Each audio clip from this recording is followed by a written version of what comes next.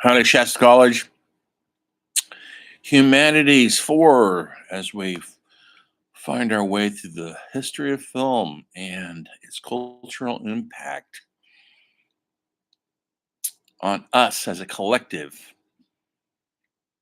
This is for the Red Bluff class. Look at the date. I'm going to just talk about two Depression era films. If you look at your essay number 2, you have to write about them. Pick one or the other and do an awesome essay about it. Critical essay, not a review, not a thumbs up or a thumbs down or tell me you like it, you don't like it. That's not what I'm asking. Analyze the film, why it matters. And believe me, these films matter. Um, in the 19, we're coming out of the Prohibition. The 1920s are over. Um, the Roaring 20s is coming to an end, where booze was illegal and the party was going for 10 years. Hollywood was prospering. They were making the last of the silent movies until sound came in 26, 27 thereabouts and changed history of everything right then and there. And all of a sudden, movies became not so much a visual medium, but audio for the first couple years until they learned how to move the camera once again.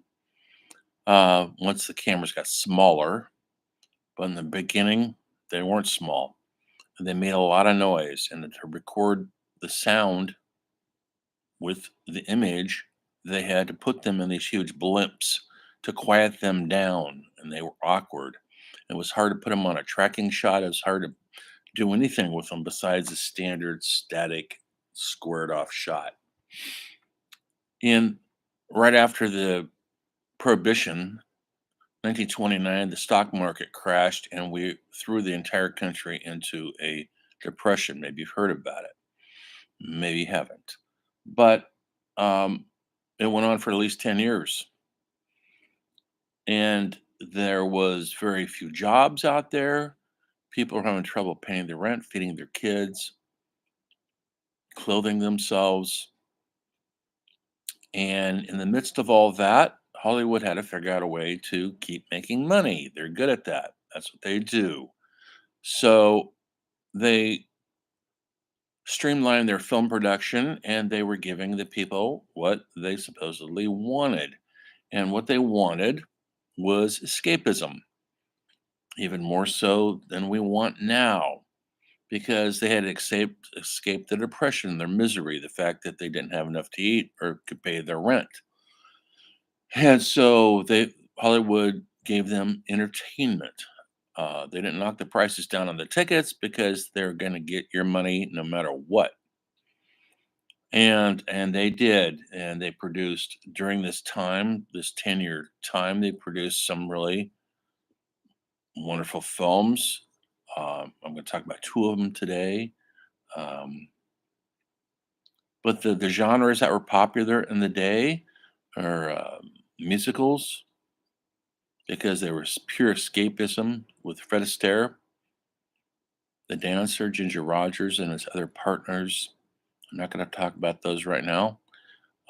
There was monster movies, and I don't mean horror movies. I like to think of them as monster because they're not that scary, but there was a plethora of horror movies.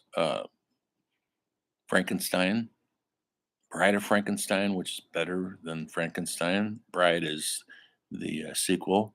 Dracula, The Mummy, The Invisible Man, Dr. Jekyll, Mr. Hyde, Werewolf. These are hugely popular. People couldn't get enough of them. And it made stars in the day of certain actors like Lon Chaney and Bela Lugosi and others, Boris Karloff, not Angela Lansbury, but I'm forgetting her name. Elsa Lanchester, who played the bride so brilliantly. But during this time, also, they're making cheap westerns, kind of serial like westerns. They didn't have a lot of adult content. When I mean adult, I'm not talking about um, sexual adult stuff. I'm talking about adult themes like depression, poverty, suicide, all the good stuff that adults go through.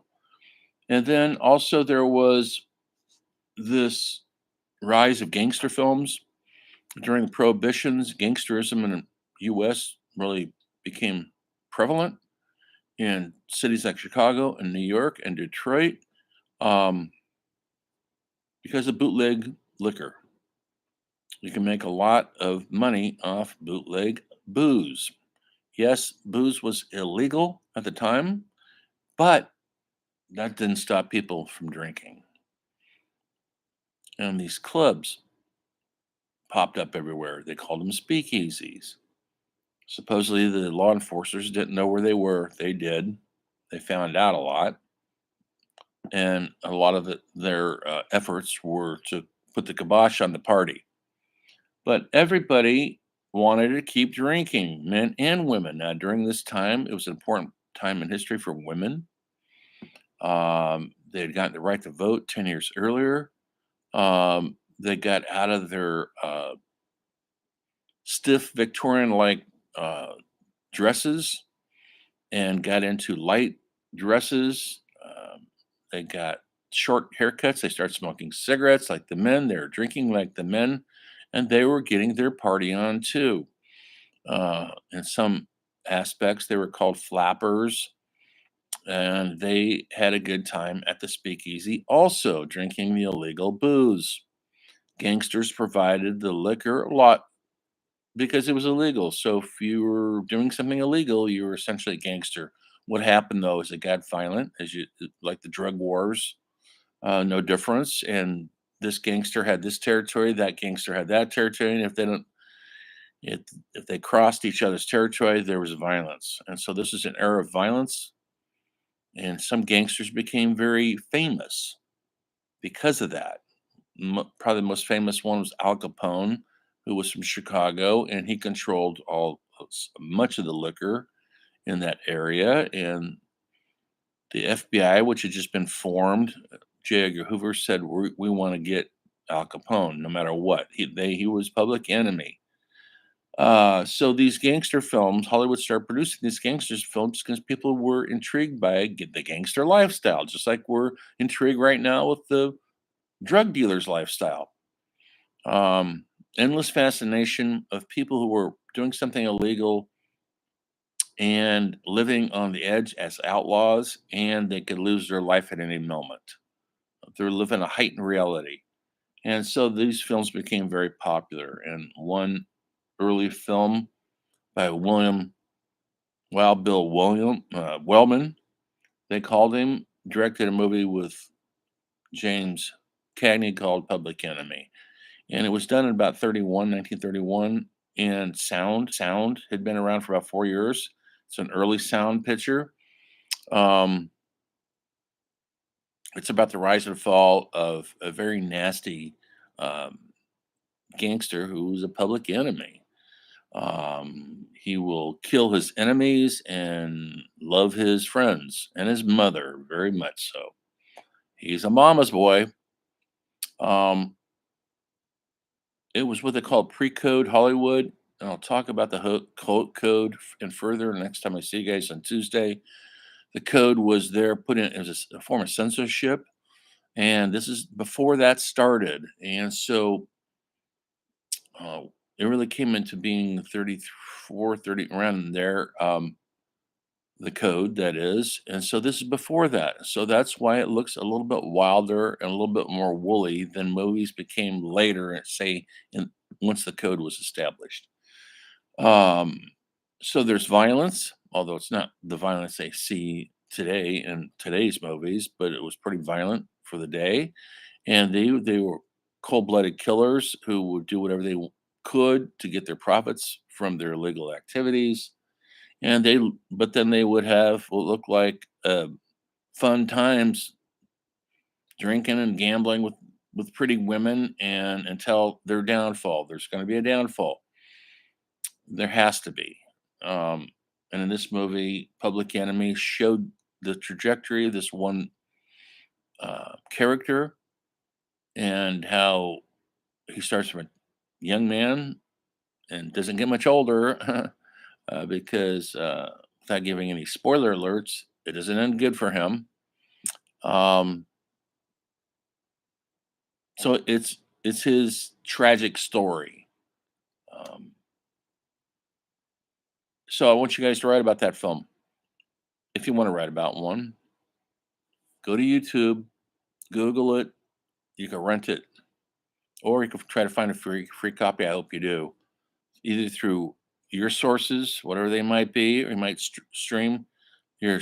You might have a streaming service like Criterion. I hope you do. Most of you probably don't. But you can also find it probably through Canopy, and that's through the college library. Video on demand. You might have to pay something for it. I know it's not much, 2.99, I think. Sorry about the price. The That's one film you should look at, and what I want you to look at when you look at it is, don't talk about the obvious. I know it's in black and white. I don't need to be reminded of it. Um, Talk about the themes. Theme is great, and there's a lot in there. Loyalty, a family. Why does somebody go outside the law to live? Why do you become an outlaw? What is that? Well, it's his background of poverty, and so look at his background, kind of like the Little Tramps. Poverty-driven background drove him to do what he did. And the kid, if you remember, um, look at so those are some themes. Family with his mother and his brother, who's the straight person in the movie, who's the law abider, and the mom who's kind of got the blinders on, like moms will do, and when it comes to their children. Um, Loyalty to his friends and his gangster friends, and who's he loyal to, who isn't he loyal to, and who is he willing to betray. That's all in there. You can write about that. You can write about the direction of William Wellman. They called him William Wild Bill William because he was a real risk taker and a flyer. And he had earlier done a movie called Wings, about flying, and people actually died during it because in those days, in the silent era of biplanes, it was dangerous, and he did some very dangerous things. He had a very successful film career in the 30s, 40s. His son later became an actor, kind of a stiff actor, William Wellman Jr. Anyway, William Wellman was kind of a manly, macho director, and he directed a lot of these kind of tougher films. And usually has his style on it. Yes, he has a style, um, where he puts the camera. The camera does move in it, so don't think it's just standing there. How he directs the actors. That's what a director does. They're directing the camera and they're directing the performances. So look at the performances. Look at James Cagney. Is it, what's it doing? What do you think his performance level is? Look at his mother, his brother, how they're all playing their characters. Do you believe what they're doing? Um, is it reality? Is it as natural as it could be for the day? When sound came out, naturalism was easier to accomplish, and then silent films, because pantomiming was out the window. You didn't have to. You could be subtle through conversation, and so you didn't have to be overwrought with your hand gestures or your eye gestures or your reaction to things like you did in the silent film. It was called pantomiming. That is gone out the window. Um, Whatever window I'm talking about. And so these are things you can write about. Um, I don't believe there's any music in it, so I guess I could write about the music, but I'm not sure. I can't remember. So very quiet, naturalistic film. The camera, what's it doing? Is it conveying the scenes? Is it conveying what needs to be said? Is it getting the story across? You can write about all these things. You don't have to be an expert on camera to understand what the the camera sees. Um, or but the rest of it, you do have to start to look deeper than just I like it, I don't like it, it's cool, it's not cool. Why? Why does this film matter? Literally almost 100 years ago, they made this film, 1931. It's getting close to be 100 years, 96 years ago. Um, why does it still matter? Why do we still look at it? Well, it set the ground floor for a lot of films that followed it, like Scarface and so many more, Little Caesar, up until our gangster films of The Godfather. And it's all directly related to this one film. You can write about that. Make sure it's 3 pages minimally. You could go over that. And if you do research, I hope you do, tell me where you got the research on a works cited page, besides just watching the film. And my suggestion is not to just watch the film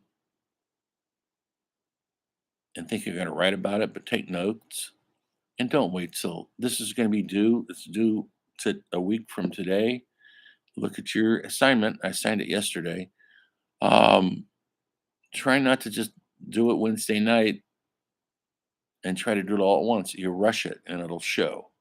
I give you guys plenty of time to do these assignments, and you should be able to take your time and analyze it pretty well. And you can break it down into sections if you want. Themes, music, camera. Write a paragraph each. You got your 3 pages. Double space, MLA. Check your spelling, the whole bit. The other film I want to talk about real quick, and I'll shut up, is called It Happened One Night by Frank Capra, who was literally the most popular populist director of his day. Not yet, he isn't, but he's gonna get there. And this is one of his movies that works. He also did, Mr. Deeds Goes to Washington. He did his most famous Christmas movie that everybody watches every Christmas. Uh, um, wow, I can't remember the name of it right now. I'll come up with it with Jamie Stewart. Anyway, we play it every Christmas on TV and everywhere else. Everybody watches it. Um, he was really a popular director. Literally, people compare him to Steve Spielberg. That's how popular he was in his day. He wasn't considered as deep and meaningful as, say, John Ford or Raoul Walsh or Howard Hawks, but he had a way of making films that people responded to. He had a sensibility that people really responded, and this is one of his early works with Clark Gable and Claudette Colbert, and it started a whole segment of films called screwball comedies. We would refer to them as rom-coms now, romantic comedies.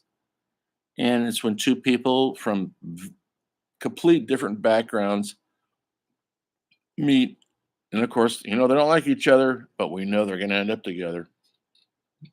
And it's set into the Depression, and they filmed it on locations. And so you're going to get to see it's out of a Hollywood set. It's not in, they actually, you get to see people on buses. They're traveling on what we would call a Greyhound bus, although I don't know what the brand name of the bus would be. And he gets his characters out in the world, and he could write about that. And this is right around where the code was becoming in effect. And it's pretty risque for the times. They aren't married and they're sharing hotel rooms, the couple, and that was a real no-no in the day. Um, it's the so once again, look at the themes. Privileged background. She comes from a wealthy background. He's a news reporter, so he's a worker. They come from two totally different backgrounds. He wants to write about her story. She's fleeing her story. She's like literally trying to get away from her life, and but it's not working because he finds her, tracks her down, and follows her. And of course, they fall in love.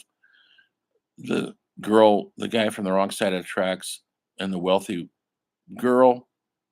She's he's going to learn about the wealthy people and not look down at them so much, and she's going to respect people who don't come from her privileged background. So that's a huge theme, wealth and privilege. They're going cross country. They're trying to get somewhere together, and it shows them the struggles and how to do that in the Depression era world. And so it's a great insight to what America looked like in this era. And what you'll notice, besides the different codes of dress and stuff, that people haven't really changed. We don't change, just technology does.